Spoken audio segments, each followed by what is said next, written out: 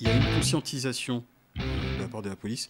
Tu veux une preuve? Je prends la décision de lui mettre des patates dans la gueule. C'est illégal en fait.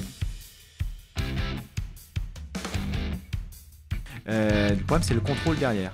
On a pu voir, par exemple, dans l'affaire Benalla, que finalement, cette loi était, si on regarde bien, c'est la légalisation de l'affaire Benalla. C'est de dire qu'est-ce qui va contrôler derrière l'utilisation de ces images, les conservations.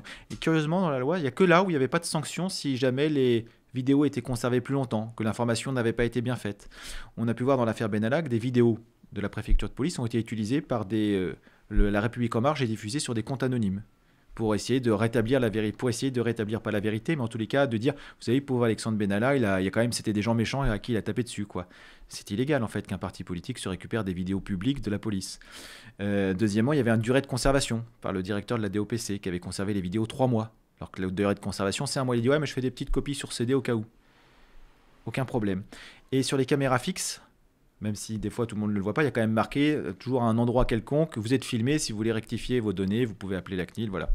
Un drone, c'est marqué où? Ben, personne ne saura qu'il a été filmé, donc il n'y a même pas la possibilité de rectifier les informations, on ne saura même pas qu'on est filmé.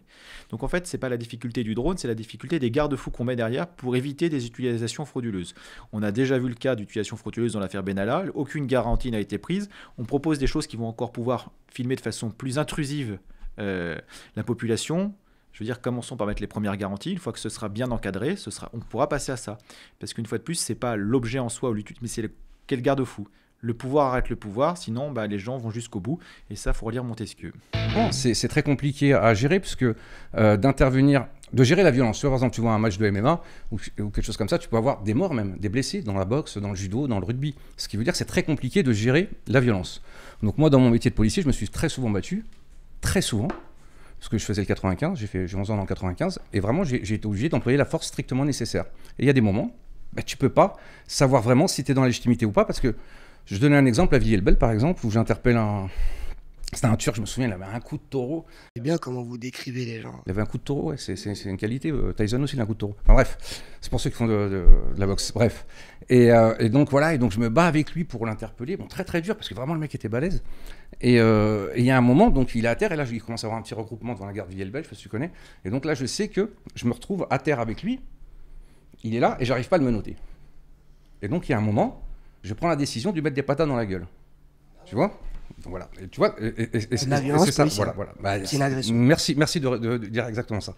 Où est la violence? Moi, j'ai le monopole de la violence. Et donc, je dois interpeller cet individu qui a commis plusieurs infractions, des délits qu'il ne veut pas. Donc, jusqu'où la violence va aller? Est-ce que ces coups de poing sont légitimes ou pas?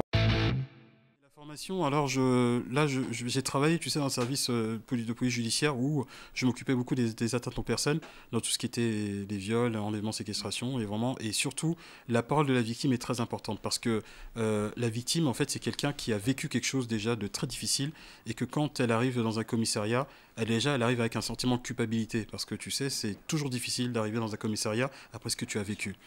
Et il y a eu de l'amélioration qui a été faite sur l'accueil des victimes.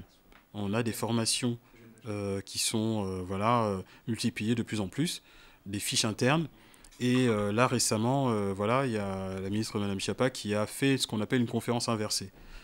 Cette conférence inversée qui veut dire que donner la parole aux victimes, à ceux qui ont vécu des choses graves et tout, et devant le parterre de policiers.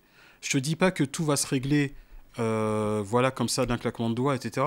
Mais il faut dire que la parole maintenant de la victime est prise en compte.